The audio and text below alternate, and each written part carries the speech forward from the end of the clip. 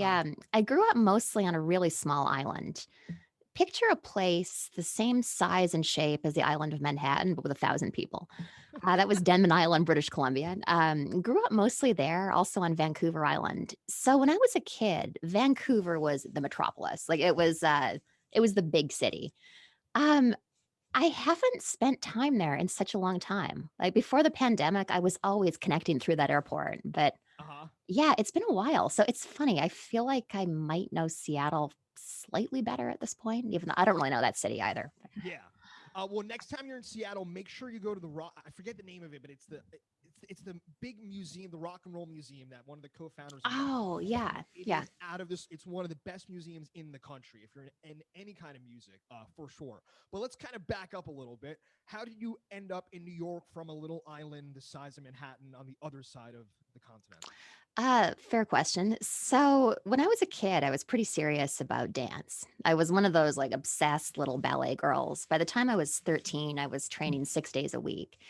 There was a really surprisingly good ballet school on Vancouver Island, which you wouldn't expect, but it was only about a 45-minute drive from the ferry terminal to Denman Island. So it was hard, but it was doable. So I got a pretty good dance training on Vancouver Island. And then that was really what I wanted to do. Um, I was homeschooled when I was a kid, which will be relevant in just a second, Yeah. because my parents were these sort of back to the land hippies, which I don't mean in any kind of derogatory way. They're great. But yeah, keeping your kid home from school was just kind of like the hippie thing to do when I was growing up. So I stayed home from school, which gave me a ton of time to read and write. There was a period of time when I want to say about 8 or 9 years old, when one of the very few requirements of the curriculum was that I had to write something every day. So that got me in the habit of writing from a really early age, just these little short stories and poems. And to be clear, like they weren't good. It was I wasn't like some kind of prodigy. Great result. Yeah. Yeah, but I was training as a dancer, and that was what I wanted to do. When I was 18, I auditioned successfully for the School of Toronto Dance Theatre, which is a conservatory program for contemporary dance in Toronto. Went there, got a fantastic training in contemporary dance, graduated when I was, I want to say 21. Danced for a couple of independent choreographers and realized I was kind of sick of dance. So I kind of fell out of it. Around that time, I had a boyfriend in New York City, which is probably the single most cliched reason for moving to New York City, but got a lot of New Yorkers here. Maybe the third most cliche, but yeah, it's Maybe. up there. Yeah, yeah. It's like Broadway, then whatever, then boyfriend. Right? Yeah. So I came down here to live with my boyfriend at the time. We moved up to Montreal together because he was also Canadian and the rent was literally half as much. Like, it was crazy. Um, I did not have a great time in Montreal. Broke up with a boyfriend, missed New York City desperately, so came back down here by myself.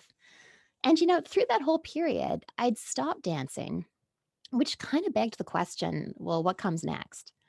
I had graduated with a mountain of student loan debt. So I had, I had no thought of going to college. That just felt like a crazy idea. Can you give me It, some? I'm sorry. Can you give me mm, some dates and maybe ages? Or in your oh, in your yeah, yeah. Okay. when is this happening?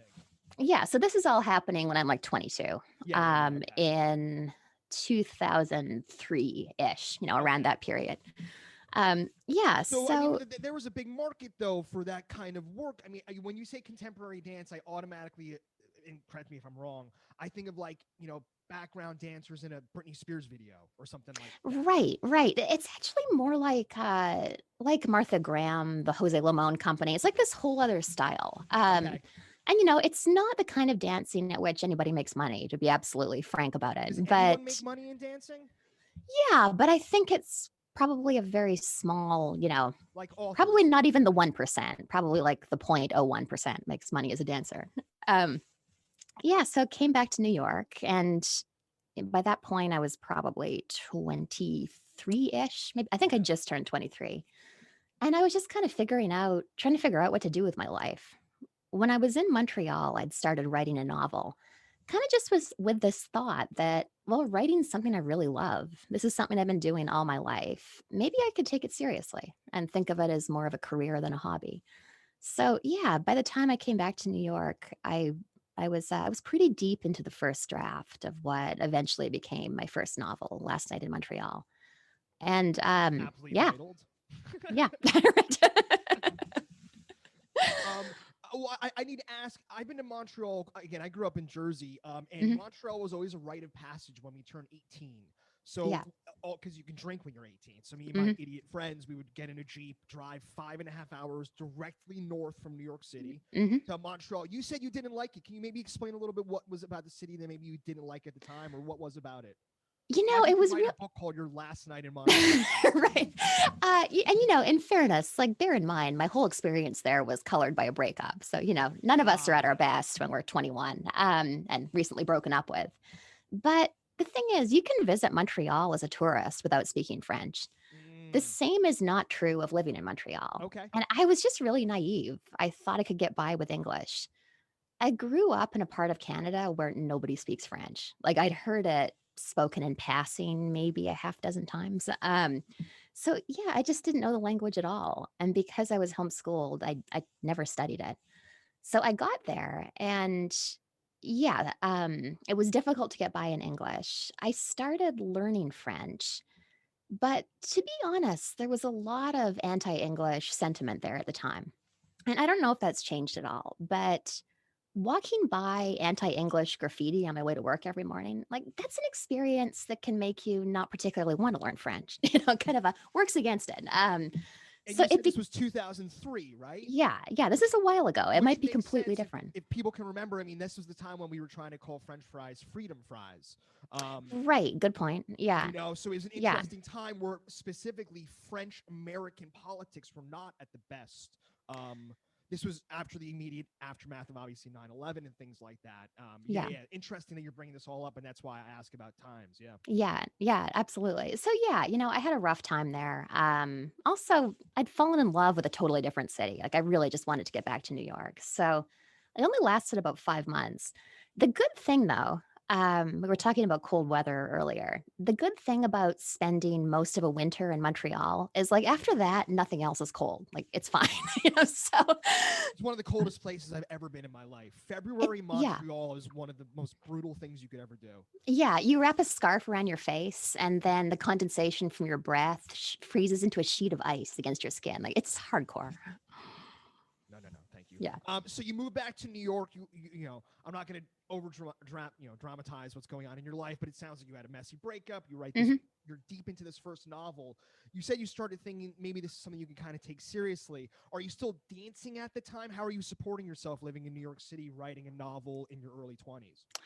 Just an endless string of day jobs. Got it. I did some retail in New York City, and then I was an administrative assistant for a really long time. I want to Mhm. say like 12 years or something like that. And that's the kind of job where, if you're good at it, and I was, that can move you through a lot of industries. The work itself is not that interesting. You're reconciling Amex statements. But you do end up in interesting environments. So I worked in an architecture firm for a while. I was working for an executive coach, this organizational psychologist. That was really interesting.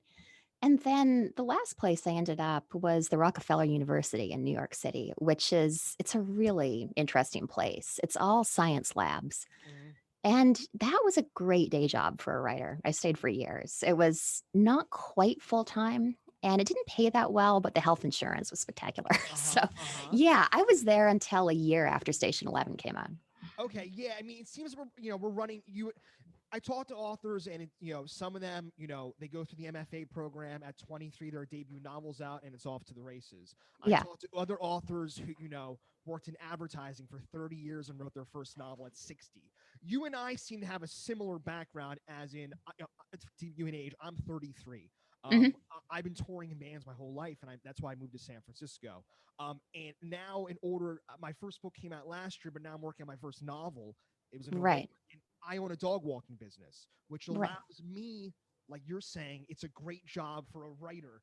Yeah. I write before work, I write after work. I don't have to bring my work home with me. Yeah. Yeah, Yeah. and so you were writing all these novels that entire time you were working as an administrative assistant in music. Yeah, I was. And, the pay wasn't great, as I mentioned. But if I supplemented it with, a small press advance every 2 or 3 years, whatever that worked out to, then it was completely doable. So, yeah, it was really good. And, my criteria for a day job at the time, and it sounds similar to you, it was work I didn't have to bring home with me. It was not stressful. It was not too stressful to write after a day at the office.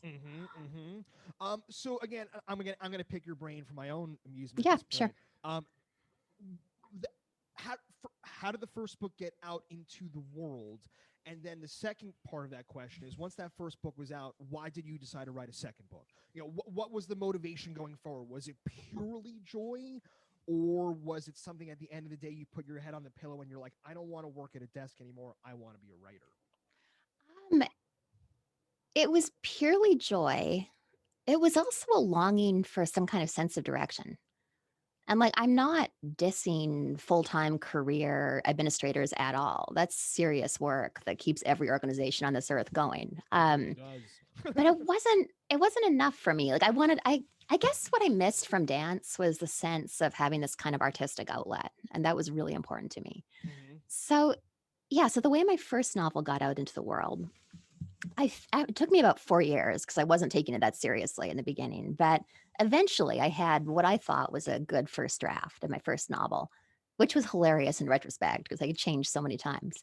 Once I had that draft, I Googled New York City literary agents who represented literary fiction, and I just kind of worked my way down the list. Yeah.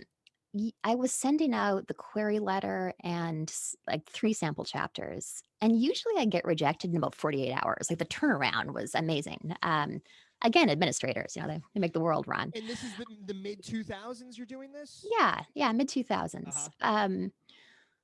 Right, like '05, '06, somewhere in there. Yeah, so the rejection was really fast, usually. The 13th or 14th agent who I queried was this woman, Emily Jacobson, at Curtis Brown in New York. She requested the full manuscript, so I sent it to her. And then she rejected me too, but she did so with the most detailed editorial letter. And it was so helpful. It was basically a list of problems that she had with the book. I didn't understand why character X did that. I didn't quite understand this plot element. Why did this happen? Why did that happen? This felt a little thin. And I remember reading the letter and thinking, well, there's no guarantee of representation here if I take her advice, but worst case scenario, I'll have a better novel. So I spent 6 months revising based on that letter. And then I sent her the manuscript again, and she very kindly agreed to reread it. And she took me on as a client, which was just the most amazing feeling. Yeah. Um, when I say she was kind of old school in her way of doing business, she came by it honestly. She would have been about 84 years old when she took me on. So she'd been in this business for a very long time. So she's a dinosaur in a prehistoric business. Exactly. Yeah. Yeah. A lovely dinosaur, prehistoric business. We all love dinosaurs. We do. Yeah. So her way of doing business in those days is she would send the manuscript out to one publisher at a time. Oy. So yeah, so it took about 2 years to get rejected by every single publisher in New York City and then like into the tri-state area.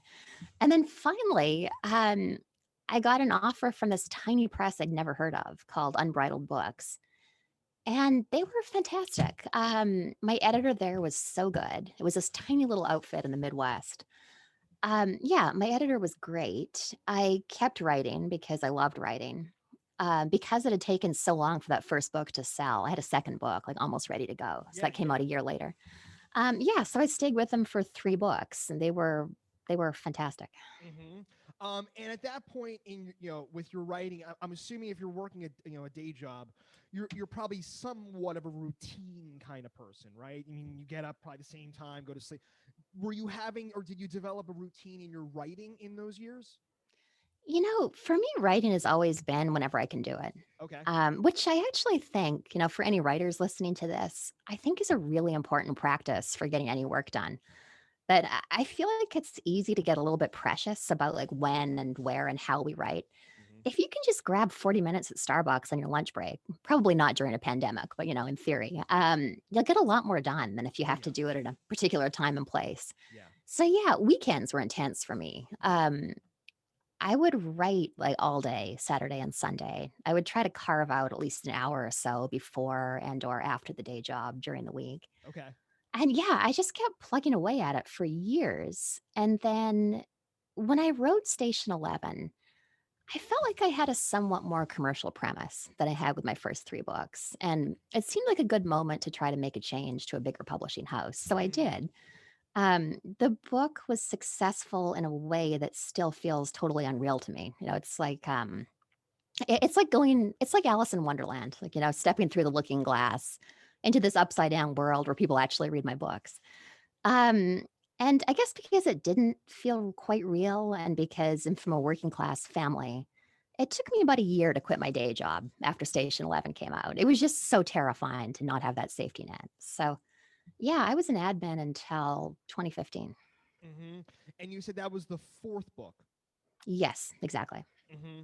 And again, I'll go back to the, I guess the routine kind of thing. At this point, you kind of know, I'm assuming, your style in a sense of how the work's going to get done. You know how long it's going to take you to roughly write a book now. In theory, but yeah, so the first novel was kind of an anomaly because your first book, it's like you have no idea what you're doing. That took about 4 years. Books two, three, and four took 2.5 years each. The Glass Hotel took 5 years to write. Mm-hmm. It was kind of an epic project, and yeah, there were partly logistical reasons for that. I gave birth to my daughter after the Station 11 tour. And like having a baby is wonderful. It does not speed up your writing, I found, believe it or not. And then also the Station 11 tour itself was epic, which, I'm grateful for all of it. And also I was traveling for like a year, so it was hard to get work done. Did you like that? I loved it, and also it was difficult. Uh huh. It's kind of a delicate point because getting to tour at all is a crazy privilege. That's really unusual. As So an I author, always, you're saying. yeah, exactly, for an Yeah, because if you author. talk to a touring musician, the last thing they would tell you is it's a privilege. Yeah, they're like, I'm in a van with five guys and I haven't slept in 3 days. You're It's looking at them. Trust yeah, me. I live on Doritos. Yeah, That's what my yeah, book's for about. right, okay. Yeah, for authors to have your publisher send you on tour is really rare and special. It's possible to be grateful for extraordinary circumstances and simultaneously miss the people you love, So yeah, so being away from my husband and then my daughter later on was difficult. Mm-hmm. And so I guess to get to the fifth book, the Glass Hotel. Why? Logistically, you were saying it took 5 years to write. Um, I mean, did you have it all in your head when you first started that book, or was it? I mean, why 5 years? Was it? Can you get into that? Yeah, okay. So if we're being honest here, two reasons. One reason was purely logistical, baby plus travel equals not that much time. Mm-hmm. The other reason is probably psychological. This Okay. is the luckiest problem in the entire world. And, all the disclaimers here, I'm not complaining. Um, but if you have a book that does really well, like Station 11, and that's the breakout, the book that follows is maybe always harder to write. For the first time in my life, I was sort of aware of this invisible audience looking over my shoulder. Mm. So there was this pressure, which I want to be clear was entirely self-imposed. My publishers were very chill, which I appreciated. But yeah, there was this pressure that I think slowed down the writing. So it just kind of took forever to figure out what the Glass Hotel even was, let alone say a structure that works. Mm-hmm. We had Janet Fitch on, and I've told this story many times. I don't know if you know Janet Fitch. She when she wrote the book White Oleander, it was a huge success. She said after that book, and to paraphrase her, she was completely fucked up. She couldn't write anything.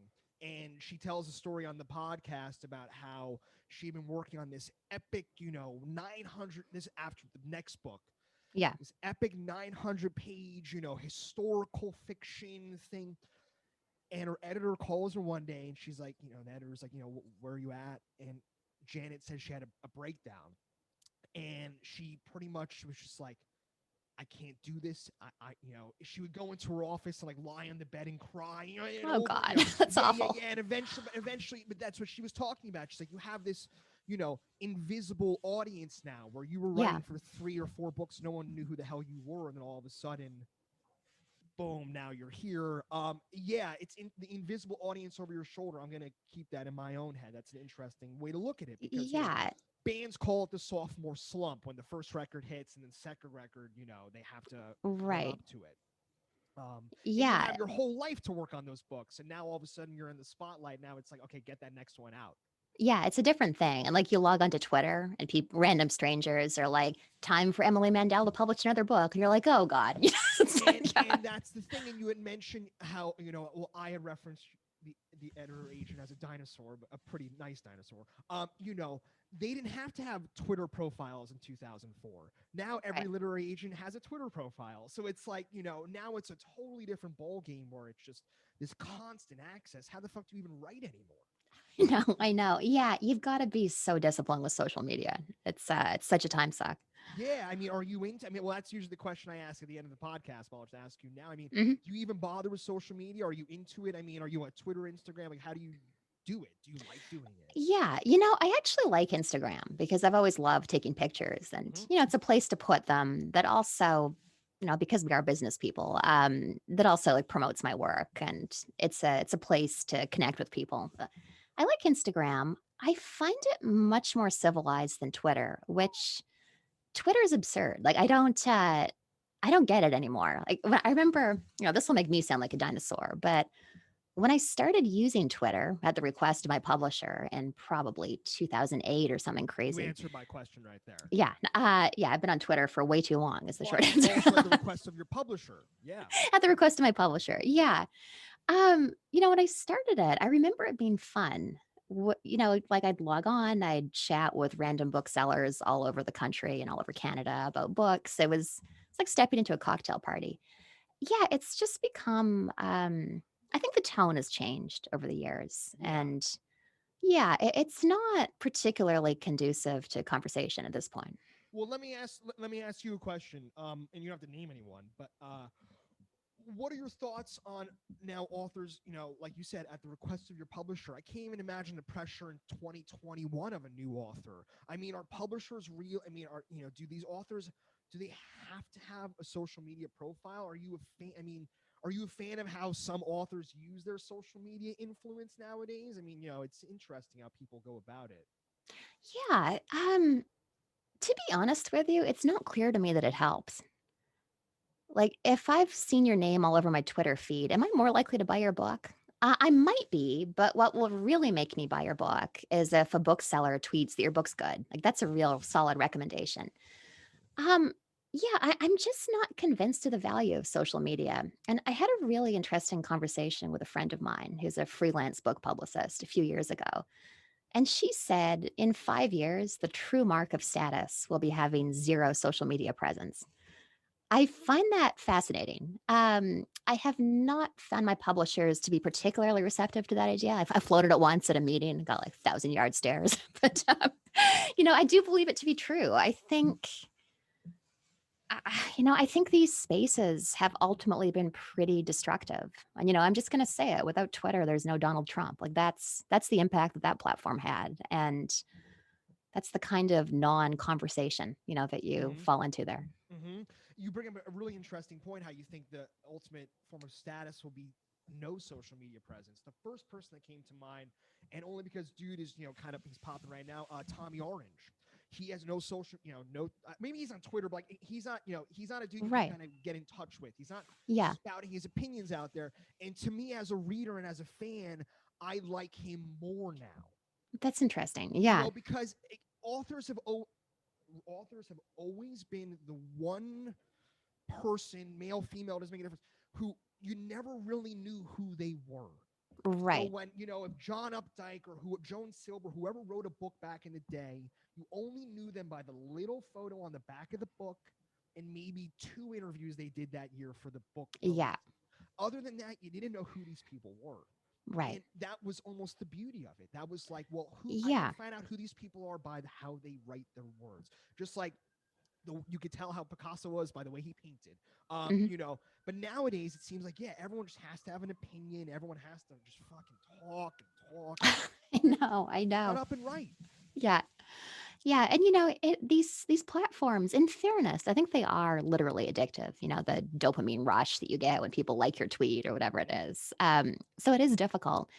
But yeah. So I was really active on Twitter for years, and then when I was on tour for Station 11 in hard to put a year on this, but I want to say like 2015. I remember I had this kind of unpleasant altercation on Twitter, and it was just kind of like irritating. And I thought, I'm just going to go off Twitter for a couple of days. And in those 2 days, I read two books. Like all of a sudden, this whole horizon of time opened up around me, and I had so much time to do anything. Hmm. Yeah, and I've kind of drifted back from it and drifted away from it a couple of times since. But it's not a place where I want to spend much time. Yeah, and I'll end it on this. I look at Twitter as the same way tweets are. Just because you're not on it for 5 hours at a time, if you're on it for 5 seconds all day, all the time, I mean, that time adds up to Yeah. hours and hours. It's not like you're on Reddit or something like that, but it's Hmm. still time being wasted. Yeah. All right, cool. So then obviously, the next book blew up a little bit for you. What was that experience like? I'm sure you've talked ad nauseum about it, but the Oh, Glass it's Hotel was obviously a big success. I have a copy. That's why we're even talking. So can you just a little bit kind of unfold that? Yeah. Okay, so the Glass Hotel is a weird one because the hardcover publication date was March 24th of last year.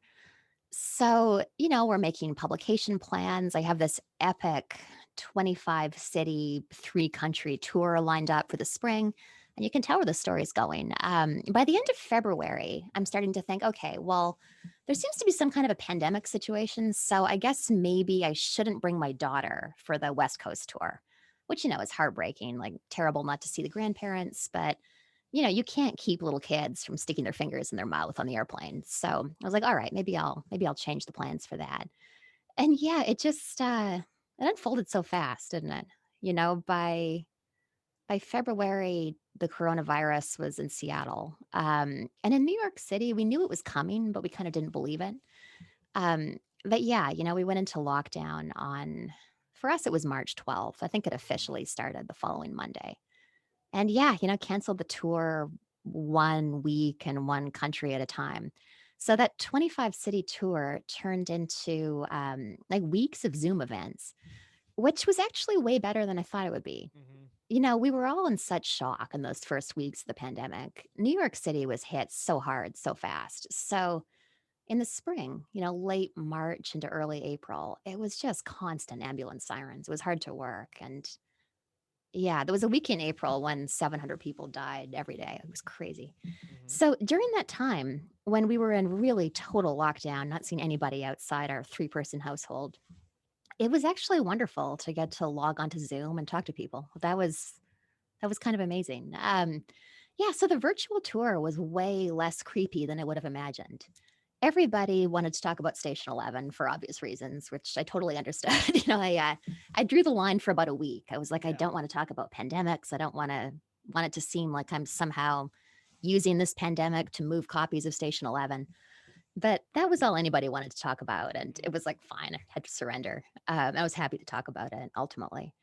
So yeah, just this weird experience of this virtual tour all spring, and I can't believe it's been a year.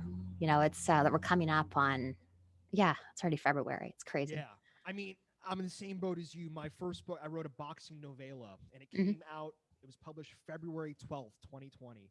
And Right. I booked my own tour. Hmm. As a I've like been there. I did a DIY. I had 15 dates booked. I did my first reading in San Francisco, and at that time already, it was like right when people had stopped shaking hands. They were you had to elbow bump, Yeah, yeah. and half the people who were going to come to my reading didn't show up, and then I had to, like, I'm looking at a box of 500 copies of my novella that were supposed to go on this tour. Brutal. Yeah, But the silver lining for me is then I started this podcast, and now this yeah. podcast is just taking over. It's grown beyond what I could ever think, and I'm kind of happy maybe the book didn't pick up any steam. I Hmm. don't know, but then you're talking about Station 11. I think about, I don't know if you know who Lawrence Wright is, but he just released that book at the end of October, Oh, which is right. I about, haven't read it, but I've heard it's good. oh, it's awesome. And it's about exactly what's going on right now. And it's Hmm. absolutely how crazy. But yeah, I mean, he's been on the podcast talking about, he's like, I don't really want to talk about this book during a pandemic, about a pandemic. It's awkward. Yeah. It's just weird timing. Interesting. Well, Reba, my puppy, is now loose, so we're gonna Okay, this. sure. Emily, this has been an absolute pleasure. I always ask two questions. You already answered the first one, but I'll ask you again. Social media, if you are on it, where can people find you? What's your handle? Yeah. Look me up on Instagram, Emily St. John Mandel, all Right. one word. Cool. We're gonna give you a follow right after this. And the second question is, I know you're in New York. Who do you like to rep? Where are people buying your books from? Um, from the Brooklyn bookstores. A really good spot to buy my books is Greenlight. If you go to greenlightbookstore.com. Give us one more. Okay, sure. Books Are Magic is a Perfect. fantastic Okay. spot. And you know I what? think I just, because everyone says green light. Everyone says green light. yeah, yeah, Like you got to give us one more. absolutely. And one more detail, if I may. I just signed like 50 books at Books Are Magic yesterday. So Oh, they've dope. got signed copies if anybody's interested. Perfect. Awesome. Emily, thanks so much for taking the time. Thank you. Such a